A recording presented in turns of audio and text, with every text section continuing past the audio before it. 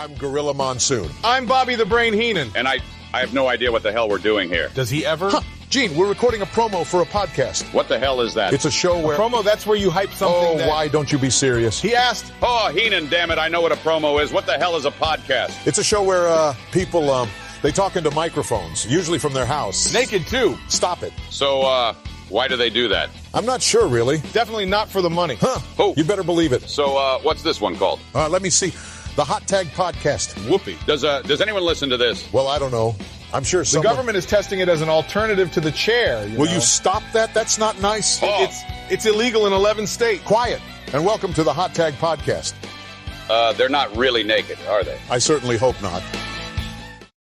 All right. Thank you, Gorilla. Thank you, Bobby the Brain Heenan, and the late, great, mean Gene Okerlund. Welcome to the Hot Tag Wrestling Show. I'm Christy Francesco here on the RTB Philly Sports Network, presented by SeatGeek. And joining me, as always, is the one and only George Rogers. George, what's going on, man? How are you? I'm good, Chris. I'm alive. I'm here. I know. And I got to single-handedly credit George for the 600 new subscribers that we gained on the RTB Philly Sports Network from the last week and a half. George, they love you so much. You're just bringing them in. It was a lot of guerrilla promotion, Chris. I've been running around just telling everybody I come in contact with, hey, tune into the Hot Tag Wrestling Podcast. Well, they all did. That door to door. It turns out if you just stand outside Wawa, people will talk to you if you hold the door open for them. I will say, that's actually pretty accurate. Regardless of what we're trying to plug here. So we are already up to the 7th week of the War Room here. Let me switch this real quick. There we go. We are up to week 7 of the War Room as we go back and watch the Monday Night Wars in order. Look at that. Is that new? No. Look at that. The NW. We're not even at the NWO yet, and you're still rocking it. This is I'm teasing you on what's to come. We are talking about Hulk Hogan wearing all black. So, yeah. Look, it's foreshadowing, right? But yeah, we are here. We're here week 7. It's a big week for the Nitro review because it is the go home episode right before Halloween Havoc, which I think Eric Bischoff agrees with me. And he said this numerous times that to me, the tentpole event of the year for WCW was always Halloween Havoc. That was the one WCW pay-per-view that I got. I remember getting 92's Havoc all the way up through, I think 98 was it. Once I saw Warrior and Hogan in 98, I'm like, yeah, I think I'm done spending, $34.95 on WCW shows. I think we were all done at that point with WCW in general. I agree. So this is going to be cool. Look, I really do think that no matter what, you can only go up from last week's episodes. So, or the last 2 weeks really of shows that we covered here. So I'm excited to get to it. We somehow time these things out almost to the day as we are covering the October 23rd editions of Monday Nitro and Monday Night Raw. So this is pretty sweet how we're able to line these things up almost again to the day. Also a programming note or a network note, really. In a couple weeks, I'm going to be starting a new series here on the RTB Philly Sports Network. It's going to be baseball centered. So basically I'm calling it, baseball's best. And what that's going to be is, like, for example, my first episode I'm probably going to do is the top 10 best, center fielders of the 1990s. So I'm going to be doing something like that. And the following week could be the best starting pitchers of the 1990s. So, and these aren't anybody's specific rankings. They're mine. So these are who I believe were the top 10 best players at that position for baseball. And this is going to go, into the 2000s. Since we're already almost midway through the 2020s, which is crazy, I'm going to talk about the 2010s. So, it's something that been kind of putting together in my head for a couple weeks now. I think it's a lot of fun. I mean, George knows better than better than most. Obviously, people love list episodes. List episodes on any podcast is always fun and popular to do. Everybody loves the top 10. Yeah, because people love comparing. People Mhm. love people love to say you suck, or they love to say, oh my gosh, they have the same list as me. So I'm looking forward to doing that. There'll be a lot of research going into that because if there's one thing George and I love, it's talking 90s, talking Mhm. early 2000s. So they were to our generation, the glory days. You'll Um, you'll appreciate this, Chris. So like at work, because it's October, they've been doing like little Halloween things, like during break for us. So on Monday, which was yesterday, they were supposed to be showing Hocus Pocus in the break room, okay. which was to me, it's neither here nor there. I don't really like Hocus Pocus. I mean, I grew up on harder Halloween movies, Yeah. something childish. I'm like, what is this? I'm watching people get like hacked up at 5 years old. This is nothing to me. Right. So I go into the break room. Yeah, I left early yesterday, but I still went in the break room before I left to grab a cheap soda before for my drive home. And I look up on the screen, and they're not airing Hocus Pocus. They're airing an episode of Are You Afraid of the Dark, and nobody knew what Wow. it was. And I'm like, wow, you people are so uncultured. And I was like, I'm glad I'm leaving early today. Yeah, they're all swines. You shouldn't have. Yeah. They should all be fired. I'm just kidding. I don't do that. They're like, well, it's supposed to be Hocus Pocus, but I don't know what this is. And I'm like, I don't know what you people are. I'm leaving. You should just put on old episodes of Goosebumps. Now we're talking. Damn Are you right. gonna watch the new one? I might. It actually Um, looks pretty decent. I might give it a check. Yeah, give it an old gander. Give it the old college try. All right. So last week we started with WCW Nitro and then went over to Raw. This week I want to start with Raw because we're going to end with Nitro again because Nitro's leading into a really big pay-per-view. So let's start with Monday Night Raw here, October 23rd, 1995. And would you believe it? I can't believe we're here, George. We are out of Grand Rapids, Michigan. Now, Oh my god, I don't I even know know. what's going on. I don't know either. We are But from did the you Keys. notice that we also got a brand new opening for all? That We wasn't the same did. song. Yeah, It was not. What did you think of it? I didn't like it. I don't like it all. It didn't last that long. No, it didn't. So that they clearly didn't like it either. This is from the Keys. I'm sure Def Rebel had something to do with it. I'll blame them for all of it. Mhm. This show takes place inside the Keystone Center in Brandon, Manitoba. Your hosts are Vince McMahon and Jerry the King Lawler, as always. On this episode, Alundra Blaze will defend the WWF Women's title against Bertha Faye. At this point, they've probably wrestled each other 500 times. Also, a 20-man battle royal where the winner receives a shot at the IC title, plus an update on Shawn Michaels' medical condition after getting the shit kicked out of him in Syracuse, New York, and what happened at the end of the world title match on the In Your House pay-per-view. So we are following the In Your House pay-per-view. George, do you remember or recall that In Your House pay-per-view, and what did you think of it? It was a shitty pay per view. It wasn't good. Great White North was not a good pay per view. It was not. By the way, just to let everybody know, that was In Your House 4. Took place in Winnipeg, Manitoba, Canada on October 22nd. Pretty good attendance, though. There was almost 10,400 people. However, barely anybody bought the show. 90,000 people. That 90,000 was the buy rate. It was headlined by a main event anywhere in the world, especially in Canada, where Bret the Hitman Hart defeated Dr. Isaac Yankem DDS in a singles match. Yeah, I mean, I went back and I looked at this show. It was really bad. I mean, that Henry Godwin versus Psycho Sid. I was like, oh my god. But it was an awful pay-per-view. It's not something we're really going to talk much about because I mean, we talked a bunch about it leading up last week. We knew it was coming. It wasn't going to be good, and like George said, it was not. Nope. So. So In Your House took place right before here. So we are the immediate This ain't like the Raw after WrestleMania. This is the Raw after In Your House 4. So let's get to it. The opening match is the 20-man battle royal for the number one contender spot for the Intercontinental Championship.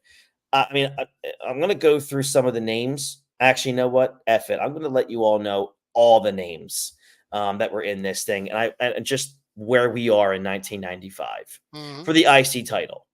1, 2, 3 Kid, Bam Bam Bigelow, Bob Holly, Hunter Hearst Helmsley, King Kong Bundy, Henry Godwin, Skip, Duke the Dumpster Jose, everyone's favorite wrestler, Barry Horowitz, Aldo Montoya. George, tell everybody who Aldo Montoya is and why he's your favorite wrestler. It's PJ Polanco, the future Just Incredible. Yeah, just terrible. Marty Jannetty. Stop being so fucking disrespectful. God, it's like you don't even know who the Impact players are. I know. I'm getting to them. Marty Jannetty. What a tag team of Just Incredible and Lance Storm, and you're just. It's true. You're just blinders on because it wasn't on USA at 9:00. It wasn't the New Rockers, that's for sure. You damn right. It wasn't the New Rockers. Rad Radford, Jean-Pierre Lafitte, fresh off of a program with Bret the Hitman Hart. Savio Vega, who was a badass, really good. I like Savio Vega. Savio got a pop, man. People love Savio. Did. Yep. Hakushi, Owen Hart, Fatu, Psycho Sid, and fresh off of a loss in the WWF main event for the title, for the WWF Championship against Bret, Isaac Yankem is in this battle royal. But just about 16 minutes, Owen Hart wins to become the number one contender for the Intercontinental title match. George, this was not good, but I liked who won. Here's the thing. The battle royal itself was terrible, but this is where I got pleasantly surprised was the fact that the final two people were Owen and Marty Jannetty, and they basically had a 6-minute match. Mm-hmm. And I'm starting looking, I'm like, oh, I was like, fucking Jannetty, I'm like, whatever. But I'm starting looking, I'm like, dude, Jannetty could work. Damn, Jannetty has working boots on. His ankles were still bone at this point. Yeah, he were. And I'm still looking, and the crowd was behind both of these guys. It didn't matter who won because the crowd would have been hot for whoever. But I was pleasantly surprised by that. And then Bulldog came down and did Bulldog shit. Yes. That was basically taking an idea right out of the box of WCW's bad ideas by just having a run in for no reason at all. Don't worry. They keep that box open for public consumption. You're damn right they do. After the match, Jerry Lawler interviews Owen Hart and Jim Cornette about next week's IC title match. Lawler even works in a shot at Stu and Helen Hart, which was amazing. Of course, yeah. It's just another day. It's so funny. Owen says he's beaten everybody in WWF and will do the same to the Intercontinental champ Razor Ramon next week because he is the best there is, the best there was, and the best there ever will be. So, Owen Hart. I believe it when Owen says it, though. I agree, wholeheartedly agree. Speaking of which, with this battle royal to be the number one contender for the IC title. Now, for those of you who did not watch Great White North, which I'm guessing by the numbers was all of you, and you're just going off of our review from last week. Yes, last week the Intercontinental champion was Shawn Michaels, and there was supposed to be a scheduled match between Shawn Michaels and Dean Douglas. That match clearly never took place because Shawn was injured. So Dean Douglas was then awarded the Intercontinental title, which he then promptly lost 7 minutes later to Razor Ramon. Correct. And what can only be considered, or what can only be looked at as the clickiest move in WWF history. I agree. I mean, but it was amazing. Yeah. By the way, that In Your House 4, did you know that was the first WWF pay-per-view to take place in Canada since WrestleMania 6 back in 1990? Ooh. Yeah, but did you know? All right, so we get a graphic for Bret the Hitman Hart versus Diesel at the Survivor Series as we see a replay from the previous night's In Your House pay-per-view where Diesel and Bret did have a confrontation. So yeah, at least we're building to a pretty significant, main event at the Survivor Series. Diesel and Bret Hart. It's not, Isaac Yankem and Brett. This is a big deal. It's Diesel and Brett. And at the time in 1995, the Survivor Series was still a big 4 event. So, the fact that they've got this main event, already ready to go is great. I mean, that was what we liked I liked that back then. I even like it now because you have so much time to build heading towards Survivor Series. And then we got a Survivor Series Slam Jam with Doc Hendricks, baby. It's always my favorite parts of the show. Yeah, Doc Hendricks, baby. We learn about the wild card match of the show created by Gorilla Monsoon that has Shawn Michaels, Psycho Sid, and British Bulldog, and Ahmed Johnson versus Dean Douglas, Yokozuna, Owen Hart, and Razor Ramon. This Slam Jam, though, is then interrupted when we cut back to the arena and we see Bob Backlund campaigning in the crowd as Vince asks, why is he doing this in Canada? Yeah. It's so good. We then go back to the Slam Jam as we get a promo from Ahmed Johnson. He tells Shawn Michaels, don't sweat it, G, as he has his back for this match. Listen, if Ahmed tells me he's got my back, I'm not going to the ring. No. He's gonna throw a cup of coffee in your windshield and wipe it off with a dirty piece of newspaper and then ask you for $5 for cleaning your windshield. I should go on a t-shirt. Windshield wiper, Ahmed Johnson. However, he warns Psycho Sid and Bulldog if they cross him, he will show them the true meaning of true evil, which means he's going to accidentally break both of their legs in the ring. Which means he's going to cripple Farouk. Yes. and then pay for it later. That's right. With his career. So we hear from Ahmed for the first time outside of his general hype vignettes at this point. So he wasn't horrible, but it was so hokey. It was just bad. The wild card match was definitely an idea that was created reportedly by Bill Watts, who had departed less than 2 weeks ago at this point. So they decided the match was still going to happen because Gorilla Monsoon wanted it, to please the fans and the fact that they've already been talking about it. Yeah. What was your thoughts on the idea of this wild card match? I don't hate it. Neither. It's like an old-fashioned just kind of Survivor Series match. Just get some guys, throw them together, and have an 8-man tag elimination. Yeah, I agree. I didn't mind it at all. Don't mind it. No. We still got the debut, though, of Avatar coming up, so that's something we should get ready for. And I'm so jazzed. So I will say, for those of you who don't know Avatar, that would be one Al Snow, who, by the way, excuse me, it's Leif Cassidy. Leif Cassidy, I'm sorry. As he's coming to the ring, he looks miserable. Yeah. He does. I mean, to be fair, Al Snow has looked like that for his entire life. So that's a good point. Even when he was Al Snow asking people what they want. Yeah, even when Al Snow was getting head, he was still miserable. And I'm not trying to be crass, everybody. Just look up Al Snow ECW. Although he was creating that to be go crass. to YouTube and Google Al Snow's entrance theme from 1999. Exactly. It's a goated entrance theme. Damn right it is. That's what like somebody like Trump should walk out to a thing with that song playing. I would. Oh God, that would be amazing. I'm surprised he isn't just walking out the Hogan's theme at this point, since Hogan will just bend over for anybody who's going to give him a microphone or promote the American made beer.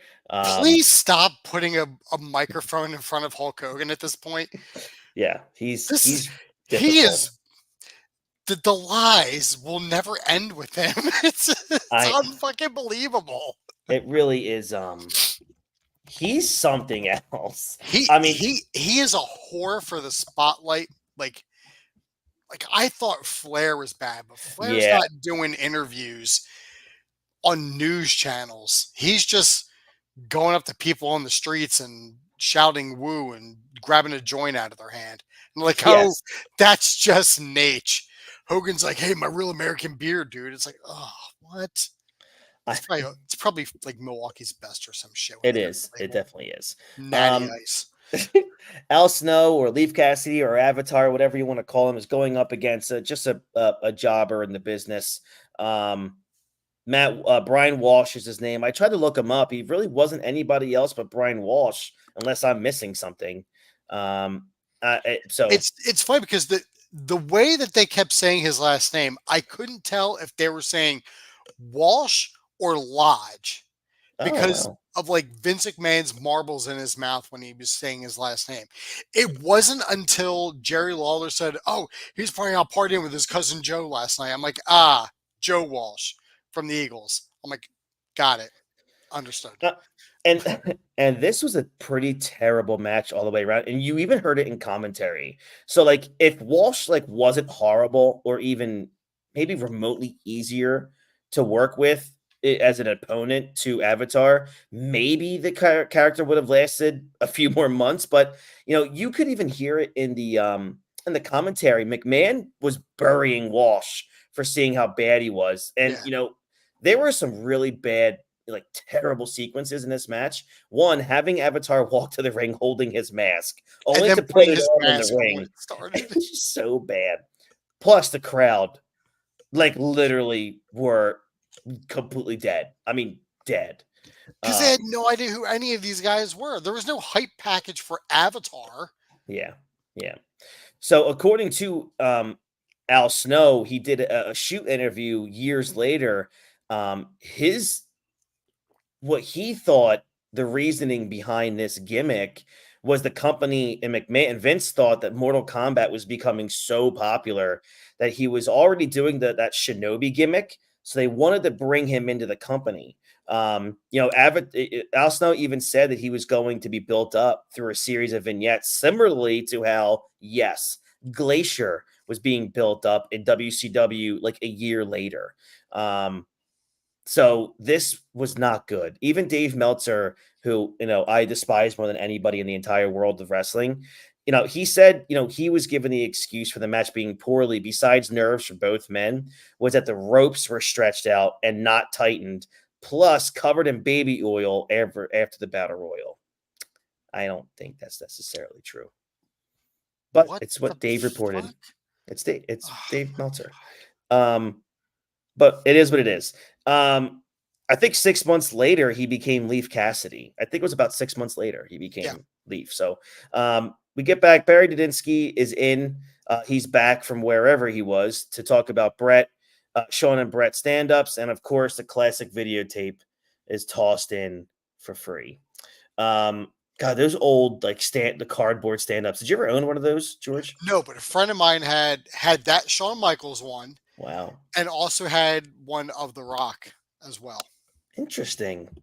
Very interesting. That's really cool. Alundra Blaze is throwing kicks backstage as we prepare for her title defense because, she does them about 615 times in the match. The announcers talk about next week's IC title match as Vince acts surprised that Owen Hart won this Battle Royal. They now talk about Shawn forfeiting the title last night at the pay-per-view before we also learn that next week will feature Goldust versus Savio Vega. And then we get to the WWF Women's title match, Bertha Faye coming out with Harvey Whippleman versus Alundra Blaze. This was what it was. I mean, it was about 7 minutes and 45 seconds. Alundra Blaze got the win. The crowd did pop, though, for her. Yeah. Alundra Blaze was always pretty popular. I mean, Medusa's was always, she's just one of those pioneers. She was way ahead of her time. But look, man, the crowd loved it. They got a lot of time, almost 8 minutes for a women's match in 1995 is a pretty big deal. What was your thoughts on the match? I thought it was a good match. I thought Me it was too. a really good match. Like, I'm expecting Bertha Faye to just be Bertha Faye. I don't remember any of her match. I remember her being in WCW as just Rhonda Singh, which was her name. Yeah. Like towards the tail end, because I think she was coming out with Mike Awesome when he was doing his Fat Chick Thriller gimmick in 2000.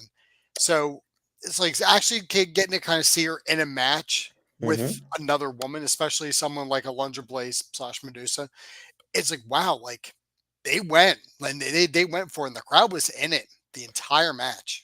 I don't know if that's because it's in Canada and Canada's always starved for content, or if it was really that good. But the crowd sold the match to me. I agree. That's how I felt. I felt the whole time I'm thinking to myself, man, I'm not really I'm not really into this, but damn, the crowd's kind of getting me hyped for this. And then I just stuck around and watched the end of the match. It's like, oh, well, hey, look, the crowd loved it. It was the hottest thing of the entire show, according to the crowd. So whatever. And a title change on Raw kind of helps with the like anything can happen on Monday Night Raw kind of like connotation that they always like to say. Yep. So it's always refreshing to see a title change on Raw when you're not expecting it. Absolutely, yeah. In fact, we had a title change on Raw last night where Jey Uso dropped the Intercontinental title back to Braun Breaker after the Bloodline interfered. Oh, give me more Bloodline. Keep it coming, baby. We get another relax Ryback. Another rundown of next week's show. I have a job. That's correct. Yeah. That's very accurate. Thank God he's not employed anywhere. He's just a PR nightmare. It's bad when like nobody wants you at all. No one. Yeah. No one. And after the rundown of next week's Raw, we get a sit-down interview between Jim Ross and Shawn Michaels. JR asks him how it feels to forfeit the title. Shawn says he will never claim to be the toughest or the most popular, but that he does work the hardest. He does not feel shamed over being beat up by 9 dudes and did not enjoy handing over the title to an overrated performer. Ross now asks about his teammates. Into a shoot, brother. Oh, this is a shoot. I mean, a lot of this, Shawn doesn't care. Yeah. Especially 1995 Shawn, because he was looking a little glossy, if you know what I mean. And it wasn't because he got his ass beat by 9 Marines a week prior. Yeah. Shawn says he has more tests on. Was deep. Yeah. He says he has more tests coming up on Wednesday, then makes a joke about his brain before saying he hopes to be back in a week. Shawn said he can sit home and cry or be a man, and assures us his tears are all dried up. We then end the show, cutting back to the announcers as Lawler laughs over Shawn's comments. Yeah, it was hilarious. That was really good. So we should expect Shawn back soon after all that the BS that he pulled at the In Your House. Who knows?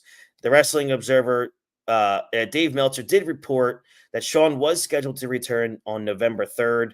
And obviously we will see in this timeline if that is the case. We'll get there. Listen, I don't want people to fret, because this won't be the last time Shawn just relinquishes a title. That's correct. Yeah, that is accurate. With tears in his eyes. Right. Man, my final thoughts on the show. The only things mentioned about the pay-per-view of In Your House is the aftermath of the world title and the fact that Shawn vacated the IC title. It's probably better off that way because the pay-per-view was so terrible. Yeah. However, though, man, again, I thought this Raw was not good either. Although it did have some stakes, at least with, Bertha Faye and Alundra Blaze, and then the IC title Battle Royal. But, dude, it's another mix of just the injuries on the main roster. Mm-hmm. Creative was just poor. And the lack of depth really shows right now in 95 that Raw is just a bad show to watch. They should have had Diesel or Brett show up in some fashion on this show. I agree. To sell the upcoming title match. At least have Diesel come out and, or at least say something, I'm still champ, Bulldog couldn't get the job done, like no shock there. Like Bulldog comes out in the Intercontinental Battle Royal, attacks Marty Jannetty and lets Owen get the win. It's like listen, Davey, I know you're on a lot of shit at this point in time. Yeah. But your other brother-in-law just cost you the WWF Championship. Mm-hmm. So do something with that. At least, talk some shit to Brett, or at least come out and be like, oh, Brett, I would have had the victory if you didn't do your thing or whatever. Yeah. But it could have gone anywhere, and unfortunately, it's a miss. Missed opportunity. Yeah, it really was. Again, so there, it's they had an awful Monday Night Raw last week, a terrible pay-per-view, and another poor Raw. Like, this is just, it's rough, man. And everyone who knows me knows I will try to shill out the WWF as often as I can. But look, this is 29 years ago, so this isn't 2024.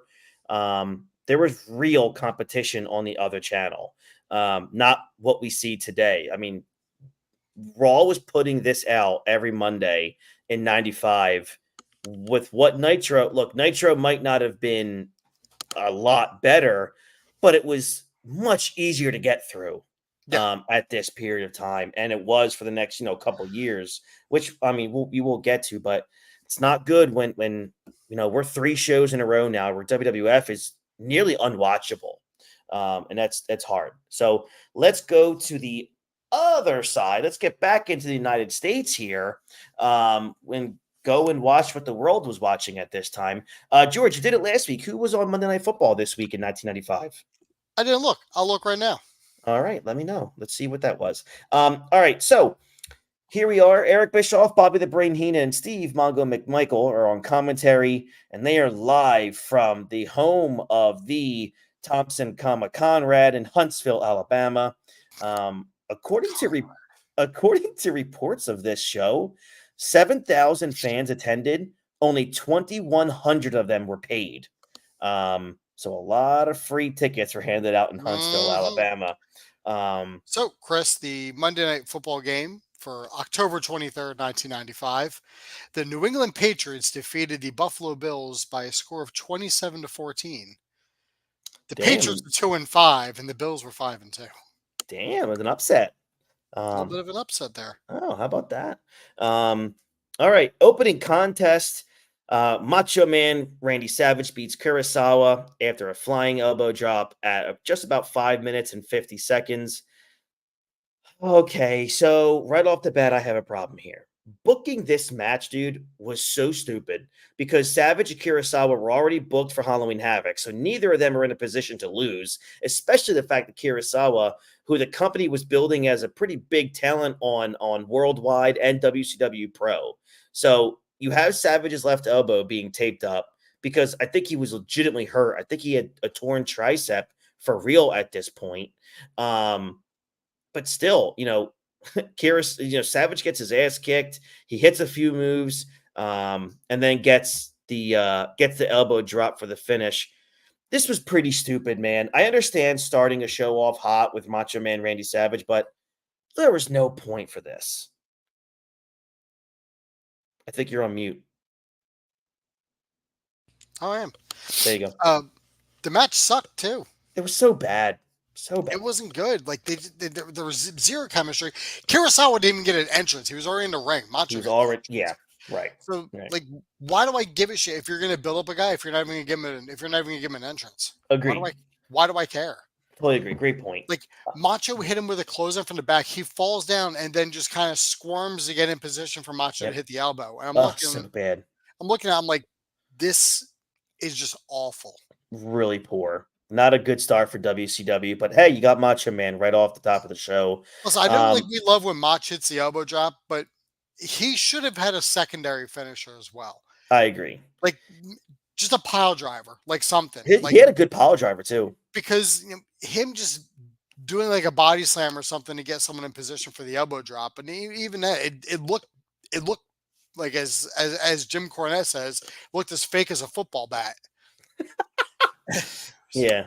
I mean, it's just like the big boot into the leg drop.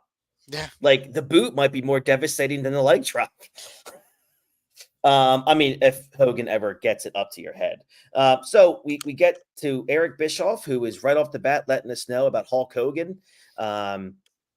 He lets us know that Hulk Hogan and the Dungeon of Doom are in the building, and there are no restraining orders tonight. Jesus Christ. No restraining orders. The Master makes his first live appearance, speaking from an elevated chair, probably because he couldn't walk, and spouting just absolute stupid nonsense. Absolute fucking gibberish. It was so bad. I mean, it's embarrassingly bad. And you know what's funny? And it takes me back to the bullshit lie that Bischoff always tried to say to us, like, oh, we don't have characters. What do you mean? This is a cartoon. The Dungeon of Doom is a complete buffoonery of it's all kabuki-ish, man. It's awful. I mean, awful. They were all like jobbers. Yeah, I know. It was like the Job Squad dressed up for Halloween. Kevin Sullivan just looked awful all the time. He just He looks never terrible. looked. He never looked menacing. No, never. No. And the master was just like an old man who they just made look crusty, and he was just like, "What are you even Mhm. saying? Why do you look like the rock biter from the Never-Ending Story?" Because he probably is. Don't even sully that good man's name. The good thing we find out about this appearance here is that we get to see a big block of ice that contains Yeah. the Yeti. Yeah, the Yeti. The Yeti. They shaved the Um, whiskers off the great white Bengal tiger. That's a T-shirt. Gene Okerlund interviews I the was Giant. And, confused. I was sober dude, watching I that. know. Thank I know. God I was, because if I was I know. drunk and or high, I would have been just lost. Right. Even The more only lost time, than I was now. yeah, ladies and gentlemen, the only time George is not high or drunk is when he's watching these shows. So that's a good thing. That's not Um, true. I also when I'm at work, I'm responsible. You are very responsible. Mean Gene Okerlund interviews the Giant and Kevin Sullivan here, with Sullivan putting over the Yeti as an insurance policy. Man, I would like to go find Why a do they Yeti say somewhere. it like that? Why do they I say know. it like that? I know. I would like to know who covered him at this point. It's like Shivani screaming foot whenever someone gives a big boot.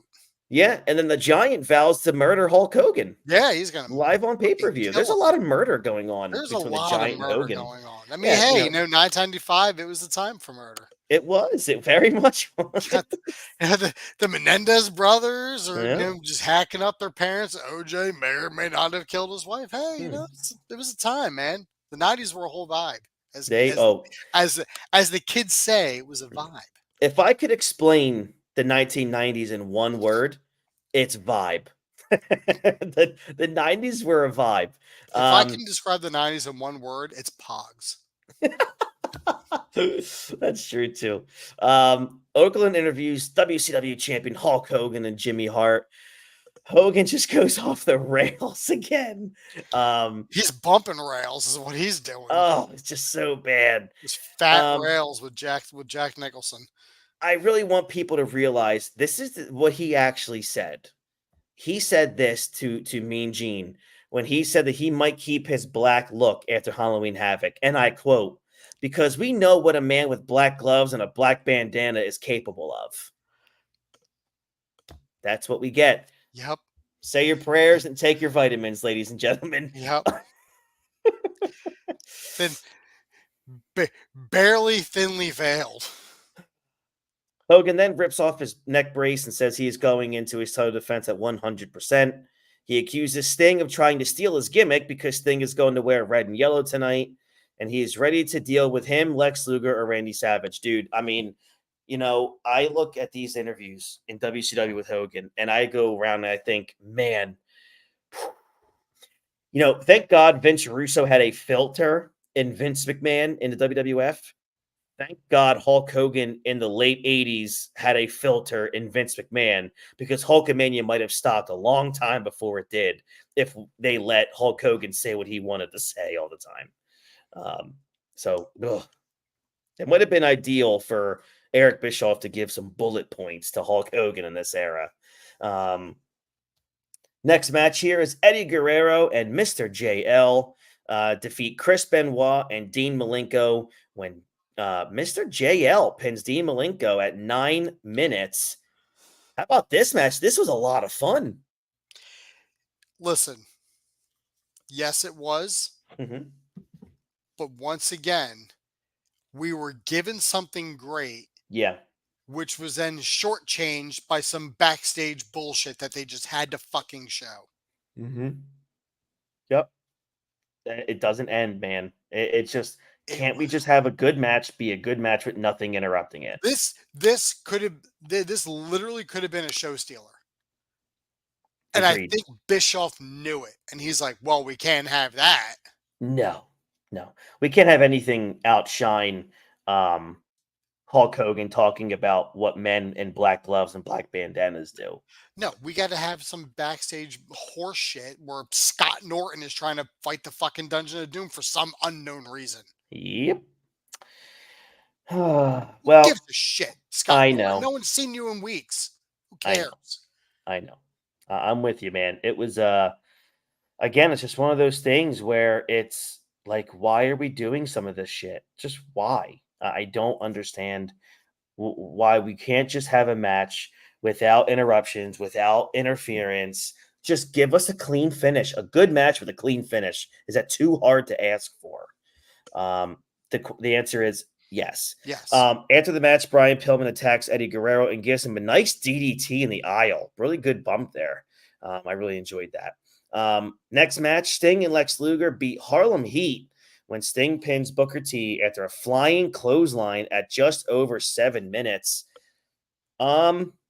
Look, I will say the funny thing is that during Luger and Sting's entrance, Bischoff does trash In Your House, which Mongo McMichael called it the In Your Outhouse.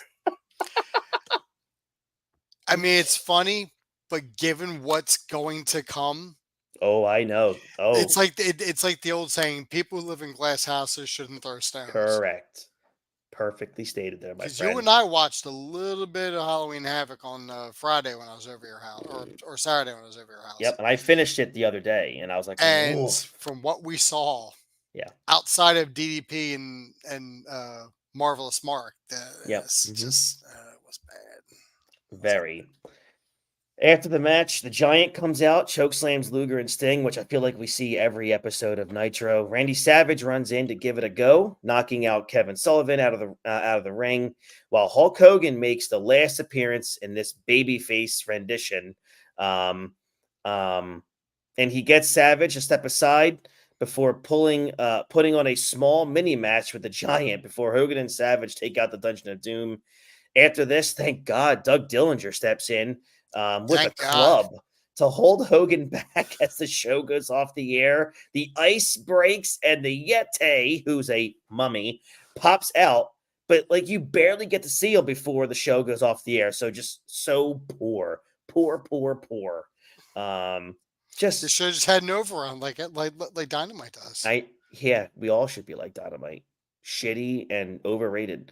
So although the match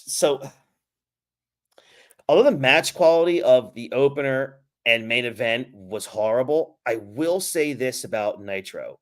The angles, the wild interviews, I think they made up for it because the crowd ate it up this show again. Look, the Dungeon of Doom is as ineffective as anything ever in wrestling. But if not for the Giant, this feud would be dead in the water. So I do credit the Giant for coming off as just an absolute menace and a legitimate beast. Fans would be right to think the Giant's odds to defeat Hulk Hogan at Halloween Havoc are long simply because he's associated with the Dungeon of Doom. And then, of course, you got the end. You don't get to really see the Yeti, but leave it to WCW to even think that Yeti's a mummy. Like, you don't let me know in what world a mummy is called a Yeti. None. Whatever. Exactly. I'll save you the save me the Google. Leather. Yeah. I'll save you the Google search, Chris. It's not. It's just rough, man. However, Monday Nitro did beat Monday Night Raw in the ratings, 2.6 versus a 2.2. And I agree with you. I think you just said it. I think by a little bit of a margin. I think it's a handle, a well in hand victory for Nitro this week. And it was an easy win. Yeah, I agree. So far with the Monday Night Raws that we've seen the last couple weeks, I mean, in your opinion, was the one we just covered the worst? Last week's was bad. Last week's was the worst Raw that we've covered so far. This week, I mean, it was where it wasn't good. There was at least an entertaining battle royal and a really good women's title match. Yeah, that's a good point. Good point. All right, that wraps up week 7 of the Monday Night Wars of the War Room here. We are going to be reviewing we're going to like a Cliff Notes version of Halloween Havoc next week on week 8 of the War Room, which is Halloween Havoc, man, which took place October 29th, 1995, inside the Joe Louis Arena in Detroit, Michigan. 13,000 people. It was a packed house for this show. to let everybody know it was a really big card. Johnny B. Bad, Diamond Dallas Page for the television title. Randy Savage versus Zodiac. Kurosawa against Road Warrior Hawk, Sabu and Mr. JL, Luger and Ming, which was the fact this match went 13 minutes. Let that one soak in, everybody. I'm glad I'm not watching this pay-per-view. Oh, Sting and Ric Flair versus Brian Pillman and Arn Anderson. That was really good, actually. Hulk Hogan against the Giant. We saw Randy Savage against Lex Luger, and then the Giant coming back from the dead to go up against Hulk Hogan. So yeah, we'll touch on that pay-per-view next week. I do have one question about Nitro that I didn't seem to really get an answer from watching it. Maybe you can shed a little light. Okay. Why exactly did Brian Pillman attack Eddie Guerrero? I have no idea. No clue. Because they didn't say on the broadcast either. Because I know where this storyline is going with Brian Pillman and Flair and Arn and Sting. I know where that's going. Yeah. And Eddie isn't part of it. Right. He's not. There's no cruiserweight title that they're fighting over. Sting's the U.S. champion. So I don't know. I wish I could tell you, man. Even the commentary doesn't mention at all why this happened. But it is what it is. All they cared about in this era was what was Hulk Hogan doing, and that's very clear. And look, cocaine I get it. Is what he was doing. He was doing. Oh God, it was.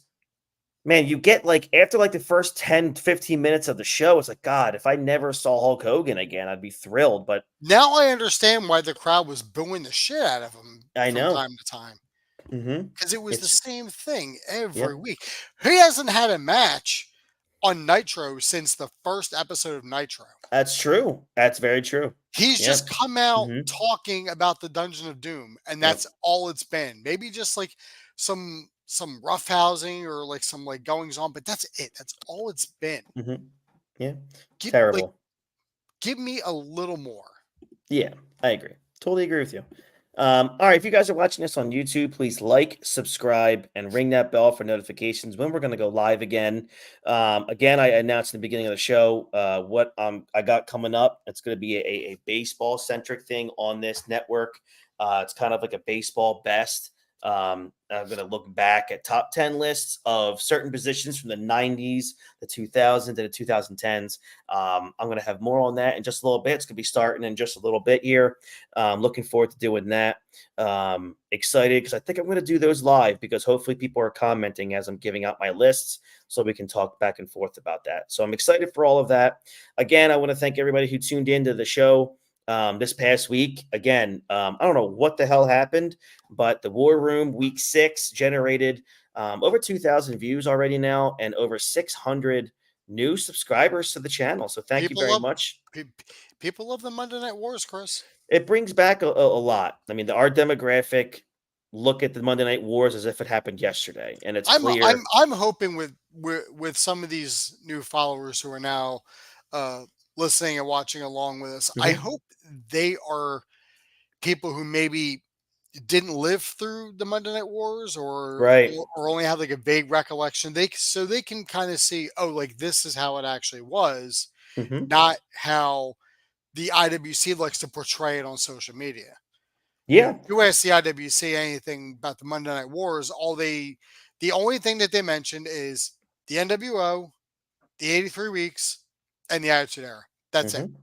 That's all they mentioned. It's like, you guys know there was actually a lot more woven in between all of that. A lot. And like, that's why, how I set this show up is, we go through each show, top to bottom. We go in order. We don't skip around in these episodes. We do from the opening credits to the end credits of these shows. We go in order what happened. So you're able to see how things are woven together week to week, segment by segment. So, obviously, these shows are going to get a little bit longer because we're not far from Raw and Nitro becoming a 2-hour show. So, we're going to get to that point where there's going to be so much happening, even more Hulk Hogan. Yeah. So we're excited for that. But yeah, this has been the War Room Week 7. We are recapping the Monday Night Wars in order, week by week. This has been week 7. Next week's week 8, and it's the Nitro after Halloween Havoc 1995. So I'm looking forward to that, George. Thank you so very much. What do you got coming up on the Multiverse Movie Podcast, my friend? On the Multiverse Movie Podcast, we are in the back half of our 66 weeks of horror we have coming up this week. We got 2 reviews coming to you. We got Scream 2 and we have Friday the 13th Part 3 coming to you this week. And then next week will be the final 2 movies for the 66 weeks of horror. Wes Craven's New Nightmare, which is celebrating its 30th anniversary this year, which actually that franchise on a whole is celebrating its 40th anniversary because the first movie came out in 1984. And then we will be ending with it's going to be a trek to sit through and to watch Halloween 6. I love that movie. Listen, I'm joking. I think it's absolutely terrible. If you want to laugh, Chris, I'm going to send you, if I can find it. Somebody put up it was like a thing for Halloween where they just put like the trailers up for different movies that came out. And they put up the trailer for Halloween 6. Oh. And I'm sitting there looking, I mean, not the full, it was like a 1-minute TV spot or something. I'm sort of looking at it. I'm like, this is not at all what happened in the movie. And this is not even an accurate description of the movie itself. Because they talk about like Don Pleasance, like returning Dr. Loomis, which unfortunately was his final movie role. So what an awful way for him to go out. Yeah, really. So tough. we had Don Pleasance on his way out, but we also got the film debut of Paul Rudd. Oh, I didn't know that. So they talk about Dr. Loomis, and he's like, oh, like one has been following him for so long. And they talk about Dr. Loomis. It's like, well, in this movie, he's actually retired. So he's not following Michael anymore. So there's that. And then they talk about Paul Rudd's character and like, one has been studying the dark arts. It's like, no, he is not. Like at all. He's playing Tommy Wallace from the first movie. Like, no, none of this happened. How dare you question any of this? It was ridiculous. There are 2 cuts to that fucking movie. It's bad. Jeez, I didn't know there was 2 cuts. That's crazy. The fact that there's 1 cut is a problem. This movie is why they had to go do Halloween H2O, which I initially liked. But as time has gone on, that movie has aged like milk. That sucks, has it? All right, I have to watch it again. Because it feels less like a movie in the Halloween franchise and more like this is just another late 90s horror movie. I see. No disrespect to Scream. I know we did last summer, Urban Legends, but Halloween is the Halloween franchise itself is on a whole other echelon. Absolutely. From 90s. So it was just something like Michael Myers does not fit in the 90s. If you so rank these franchises in order, in your opinion, ready? Halloween, Nightmare on Elm Street, Friday the 13th. Let's see. In descending order, give me 3 to 1. Give you 3 to 1. Friday the 13th, Halloween, Nightmare on Elm Street. Wow. Okay. That's my order. Whereas like Halloween is like the greatest slasher movie of all time, like on top of everyone's lists, and even on mine, I think Halloween is the greatest slasher movie of all time. It's not my favorite. My favorite is Nightmare on Elm Street. But if I'm saying what I think is the greatest, Halloween is it. But when I look at the Elm Street movies together as like one franchise, it's a more cohesive storyline. Makes sense. Absolutely. Than the other movies. After like Halloween 2, it just goes off the rails. Halloween has like 4 different timelines. It's unnecessary. And Friday the 13th, I mean, you've seen one, you've kind of seen them all. Yeah. Agreed. And no disrespect. I mean, I love a good Jason Voorhees kill as much as the next person, but it's just more kids going to a camp getting killed. Yeah. All right, everyone. That is the Hot Tag Wrestling Show, Week 7 of the War Room. Thank you so much for joining us. Again, if you're on YouTube watching this live, like, subscribe, ring that bell for notifications. This show is presented by SeatGeek. Head over to SeatGeek.com right now. Use our code, ring the bell, all one word. No spaces, please. That gets you $20 off your very first ticket purchase. So, George, thank you very much, brother. Really do appreciate it as always. So, for George Rogers, I am Christy Francesco, and we'll catch you guys down the road. Have a great rest of your week and weekend. And take care, everybody. Bye-bye.